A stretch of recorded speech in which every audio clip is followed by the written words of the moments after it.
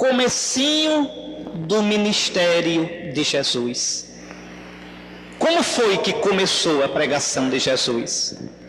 Vejam, depois que ele foi batizado no Jordão, ele foi no batismo ungido pelo Pai com o Espírito Santo. O Espírito Santo é a unção. Por isso Jesus é o Messias, o ungido. E essa unção no Jordão é para Jesus começar a missão pública dele.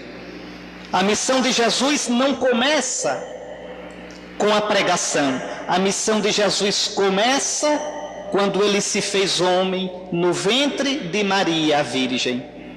Mas imaginem que Jesus nunca tivesse pregado, tivesse se feito homem, vivido entre nós, morrido de morte natural, ou morrido na cruz por algum motivo e ressuscitasse, mas não pregasse.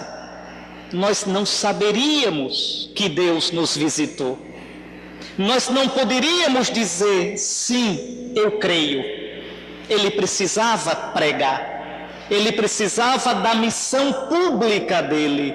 E essa missão pública começa com o batismo no Jordão. O Espírito unge Jesus. Jesus recebeu na vida 3 unções. Primeiro foi ungido no ventre da Virgem, porque foi feito homem na força do Espírito Santo. É o santo. A natureza humana de Jesus é santíssima, porque concebida na potência do Espírito. Depois foi ungido como os profetas de Israel, só que num grau, numa profundidade muito maior. Foi ungido no seu batismo. João Batista mesmo disse: eu vi o Espírito descer e permanecer sobre ele. E depois a terceira unção, que é a mais importante, que é aquela que é a nossa salvação. O Pai o ungiu na sua ressurreição. Como eu expliquei hoje pela manhã, o encharcou, o impregnou do Espírito Santo como fogo impregna o ferro. E ele agora, cheio do Espírito, dá o Espírito nos sacramentos da igreja. Agora é seu Espírito, Espírito do homem Jesus, e ele pode dar e nos encher da vida dele. A vida de Cristo é o Espírito, a glória de Cristo é o Espírito. Ele mesmo diz: Pai, eu lhes dei a glória que tu me deste. A glória que o Pai dá ao Filho é o próprio Espírito. Bom, Jesus então foi ungido no Jordão e começa a missão pública. São Marcos diz: Jesus então foi para a Galileia e começou a dizer assim. Atenção, porque aqui está o resumo da missão e da pregação de Jesus. Cumpriu-se o tempo. Chegou o tempo que Israel esperava. Chegou o tempo que os profetas anunciaram. Cumpriu-se o tempo. Olha que beleza. O reinado de Deus chegou. O reinado de Deus se aproximou. Deus veio reinar no mundo. Pelo seu Filho Jesus, Deus veio reinar. Que beleza! Se Deus reinar na nossa vida, o mundo muda. Mas aí Jesus diz: convertei-vos e crede neste Evangelho. O Evangelho é este, viu? A boa notícia é esta: o reino de Deus chegou. Deus quer reinar no mundo. Deus quer reinar na nossa vida. Se a notícia é tão boa, por que a gente tem que se converter? Notícia boa a gente recebe de braço aberto. Notícia boa a gente recebe fácil.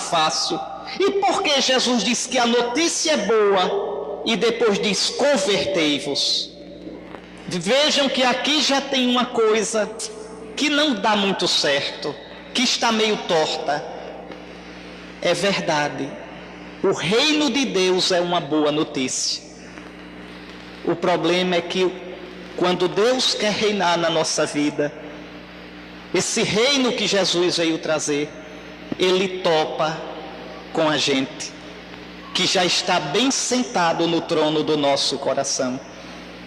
A gente que diz, se não dispensa, a vida é minha e eu faço como eu quero. Como Deus pode reinar na minha vida, se eu acho que sou dono da minha vida? Como Deus pode reinar na minha vida, se eu não saio do trono? A gente canta, chega, levanta a mão assim, podes reinar, Senhor, reina. Vá Jesus reinar para ver uma coisa. Vá Jesus reinar. Eu me sinto dono da minha vida. Eu me sinto rei do meu coração. E aqui não existe remédio, não existe atalho. Para que o Senhor reine, eu tenho que me converter. Eu tenho que sair do trono da minha vida e deixar que Deus, que o seu Cristo, seja o Senhor da minha vida. Convertei-vos e crede neste Evangelho. Aqui está, meus irmãos, a missão de Jesus. A missão de Jesus foi e é trazer o reinado de Deus a este mundo. Porque onde Deus reina, o homem é homem de verdade. Onde Deus reina, a criação é criação de verdade. Onde Deus reina, a gente é feliz, a gente é a gente mesmo. É por isso que vejam como começa a missão de Jesus. Cura a sogra de Pedro, que é a imagem da humanidade doente. Vejam, Jesus ergue a sogra de Pedro e ela o servia. Essa sogra de Pedro é a imagem de toda essa humanidade. Jesus expulsa os demônios, porque onde o reino de Deus chega, o reino de Satanás é expulso. Jesus veio para isso, para estabelecer o reino de Deus, destruindo o reino de Satanás, com todas as manifestações que ele tem, aquelas mais vistosas e aquelas outras mais escondidas. Mas vejam, às vezes vocês podem escutar dizer: vamos implantar o reino. O reino a gente não implanta, o reino a gente acolhe. O reino é de Deus, não é nosso. Nem reino de Deus é conjunto habitacional ou saneamento básico ou escola. Isso não é reino de Deus. O reino de Deus está dentro de vós. O reino de Deus acontece quando você se abre para o Evangelho que Jesus trouxe. O reino de Deus que Jesus trouxe com a sua encarnação, com a sua morte e ressurreição, o reino de Deus, ninguém pode destruí-lo. Ele já está no mundo, mas você pode impedir que o reino aconteça no seu coração. O reino de Deus, vejam, bate à porta do seu coração. O reino de Deus não pode ser destruído, mas pode ser destruído em você, quando você se fecha e não deixa que o Senhor reine. Porque prestem atenção, irmãos, não somos nós que entramos no reino, é o reino que entra em nós. Eu não entrarei no reino se não deixar o reino entrar em mim. O reino dos céus está dentro de vós, e se estiver dentro de vós, estará no meio de vós. O reino é tão forte, ninguém pode destruí-lo, e tão fraco, eu posso rejeitá-lo na minha vida. Eu posso rejeitá-lo hoje. O reino de Deus acontece, meus queridos irmãos, nas coisas pequenas, naquele perdão que eu não queria dar e por amor de Jesus eu dei, naquele irmão antipático que eu acolhi por amor de Jesus, naquele sorriso que eu dei pensando em Jesus, naquele bem que eu fiz, naquele irmão pobre que eu socorri. Aí sim, o irmão que eu socorri, a casa que eu construí, vejam, o socorro que eu prestei, por amor de nosso Senhor Jesus Cristo. Aí o reino acontece. Eu me lembro de um seminarista, quando eu tinha lá a minha comunidade, graças a Deus eu, no meu período de padre, consegui deixar 5 padres para a igreja. E espero até agora, graças a Deus, 5 padres bons. Mas um deles, me lembro, era seminarista ainda, e veio falar comigo chateado, revoltado. Por que é que está com raiva? Porque o reitor quer que no período de férias agora a gente vá fazer missão, ao invés de deixar a gente ficar em casa com a família. Eu tentei convencê-lo, ele aborrecido, eu disse: obedeça, senão lhe expulsam do seminário. E ele foi fazer missão lá na zona da praia, no norte de Alagoas. Quando ele voltou, eu perguntei: e aí? Esse hoje é padre, viu? E aí, como é que foi a missão? Ele diz: é um absurdo a gente não poder ficar em casa com a família em janeiro, mas foi tão bom. Eu disse: foi bom, isso foi uma beleza. Eu disse: por que foi boa a missão? Me conte. Ele disse: padre, eu vi o reino de Deus. Eu disse: você viu o reino de Deus? Como? Disse: padre, eu vi o reino de Deus quando a gente ia chegando e vinha aquela molecada, aquele monte de menino correndo para abraçar a gente. Olha os padres, e abraçava a gente. Eu vi o reino de Deus na comidazinha simples que as pessoas pobres preparavam para a gente comer. Eu vi o reino de Deus, padre, no velhinho doente, há tantos anos na cama, mas com esperança, com a fé. Esse entendeu o que é o reino de Deus. O reino de Deus está no meio de vós, nas coisas pequenas. Deus bate à nossa porta. Jesus nos manifesta o reino, porque nele o Pai reinou totalmente. Jesus deixou de tal modo o Pai reinar, que se esvaziou totalmente até a cruz. E por isso o Pai o glorificou e lhe deu um nome acima de todo nome. Vejam como é o reino. Ele não acontece se eu não me esvaziar. Ele não acontece se eu não tiver a coragem de deixar que Deus, o Deus que Jesus trouxe, reine na minha vida. Tenham medo não, meus irmãos. Abram o coração para o Senhor. Saiam do trono. Deixem que o Senhor reine na vida de vocês. Existe um manuscrito no Evangelho de Lucas que traz o Pai Nosso, que tem um modo diverso de dizer o Pai Nosso. São manuscritos antigos, mas tem sim essa versão que varia, uma variante, onde tem: venha o teu reino, tem assim: venha o teu Espírito perfeito.